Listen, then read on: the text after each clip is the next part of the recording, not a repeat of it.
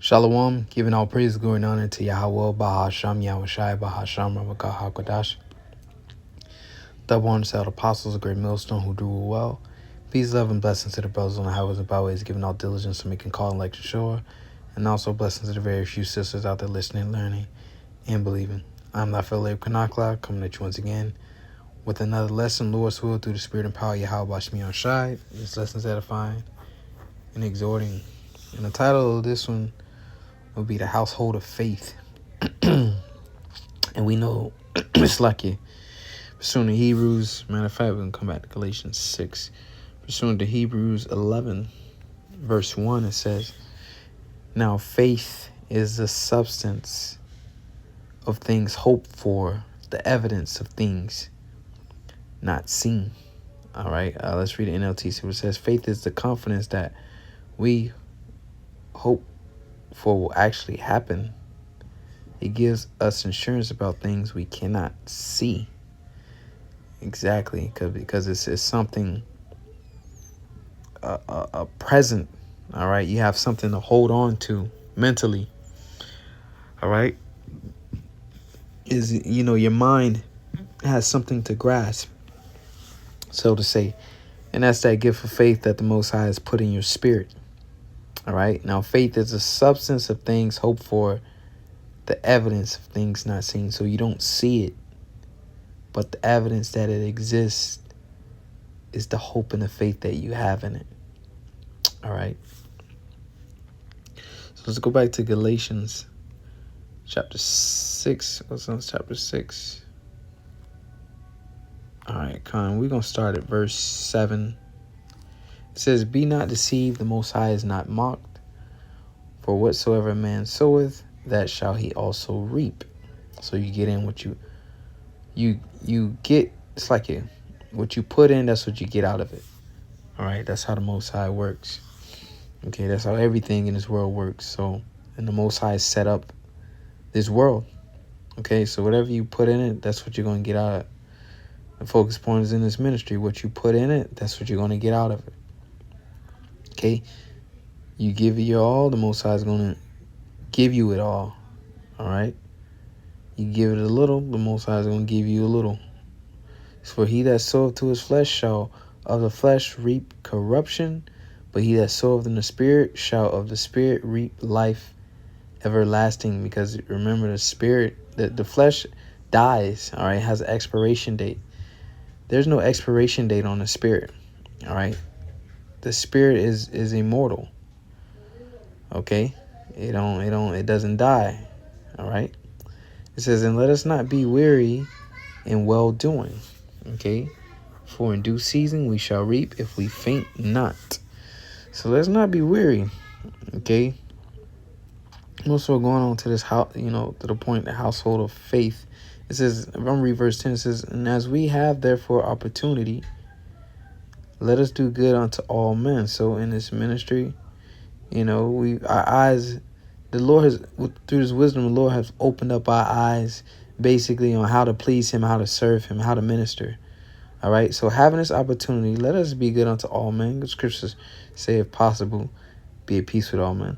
All right. Especially unto them who are of the household of faith. Okay. Starting with the brothers and the believers. Those who are of the household of faith. All right. Having that brotherly love and charity.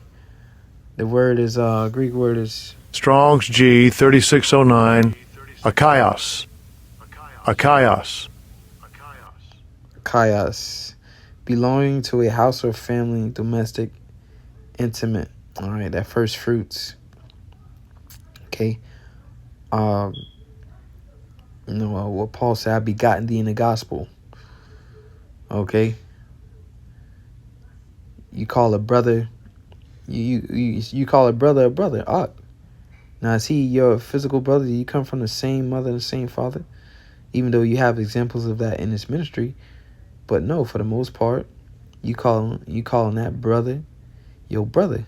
All right, because y'all of the same house, y'all of the household of faith. So that's your brother. Y'all dwell in the same house. That's usually how it happened. You dwell in the same house as your actual biological brother. So here it is in the spirit. Okay, even though that brother could be halfway across the world, y'all still dwell in the same house. That's your brother, because y'all are of the household of faith. All right? This is belong to the household of the Most High. All right? Let's go back. So, let's go from there. I think it's Luke 18, verse 1. Yep, it says, and he spake a parable unto them to this end, that men ought to always pray and not to faint. You look at the prayer as you know, a building block, a house, you know. For this instance, like every prayer you put up is like a brick. So when the Most High look at the house you know you building, okay, this big house. You see this man was constantly praying, calling on the name. That's a big sturdy house. A man that ain't praying, right? He's fainting. So this is really an exhortation to pray, man, to pray more. Pray without ceasing, man. All right? Because you're not, trust and believe, you're not strong enough and mighty enough to do all of this on your own. It's through the Lord's might, his power, his spirit, are we able to do the things that we do. Okay? So always get that through your head. I'm talking to myself first and foremost. You're not going to what's the word I'm looking for? The term when you're looking for it. Yeah, you're not gonna be headstrong and just gonna just power your way through this thing. It's not gonna happen. You know, you ain't gonna be headstrong and just push through this thing. Now, yes, that's the mindset to have, absolutely. Okay, but praying, man, asking the Lord for strength. Okay, asking the Lord for mercy, asking the Lord for guidance, asking the Lord to deliver you out of your trials and your tribulations. It says, and he spake a parable unto them to this end, that men ought to always pray and not to faint. And then once again, it's faith. Faith is the substance of things hoped for, the evidence of things not seen. So you're praying. You pray and hope for something. So praying showing you got faith. Okay? It's just saying there was in a city a judge which feared not the Most High, neither regarded man. And there was a widow in that city, and she came unto him, saying, avenge me of my adversary. And he would not for a while.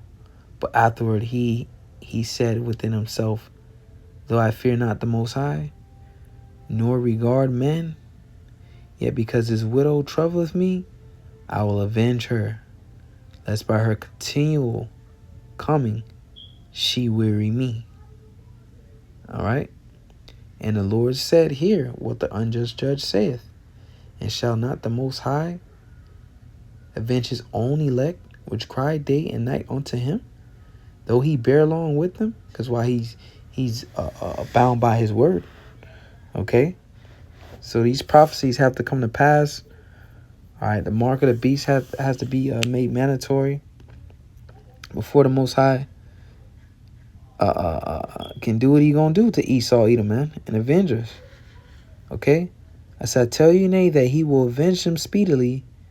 Nevertheless, when the Son of Man cometh, shall he find faith on earth.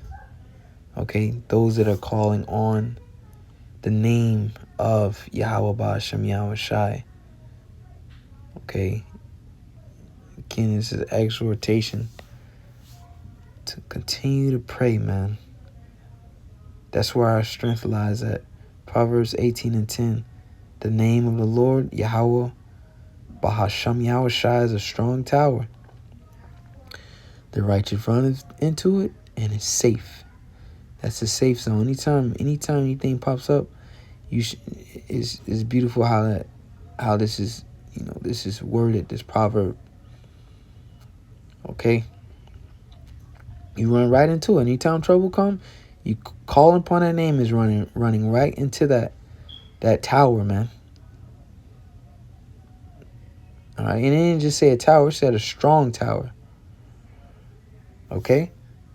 So going back, let me get that, hit another point on that household of faith. Okay, I think it's Amos. It's Amos 8. Well, I know it's Amos. I think exactly where it's at. No, I think, see, okay, I was thinking of Amos. It might be Amos 9. No, where is it? Where is it? I know I'm going to be upset with myself if I have to search it up. But,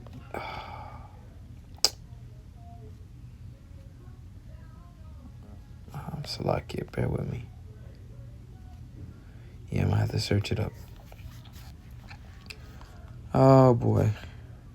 I went to both of them in Amos, the famine of the word, and the other one, but this one seems to escape me. Tabernacle of David. I know I'm going to be like, man. Amos 9:11. I thought I went there. Salakia. I thought I went there. I think I would. Yeah, I stopped at 8. All right, come on. This is Amos 9:11, referring to the household of faith. All right, and that day will I raise up the tabernacle. All right, and you see in the NLT it says, in that day I will restore the fallen house of David. All right, because what David was a man of great faith in the Lord, that put up many prayers. When we read them Psalms, those are prayers. Okay, prophecies, actual songs, but prayers, man. So we're of that household of faith. The household of faith is the tabernacle of David, man. Okay, we're in that same house as King David, the Lord's beloved. It says, in that day will I raise up the tabernacle of David that is fallen. All right, and you see that tabernacle right now. Those that believe. All right, and close up the breaches thereof. And I will raise up his ruins, and I will build it as in the days of old. And it's being built by faith. That solid tower, the temple, is being built solid. Okay, so you don't want to be, I guess, let's say a weak brick, in this temple. Scriptures call us lively stones. You don't want to be a weak stone in this temple, man. The Most High gonna remove you. All right. So, just some exhortation to pray. We are the household of faith. All right, the house of David. So it's only right that we pray, and the greatest example, Yahushua, man. All right, hold on. He prayed. Okay. So with that, Lord willing, giving all praise to Yahweh Shai.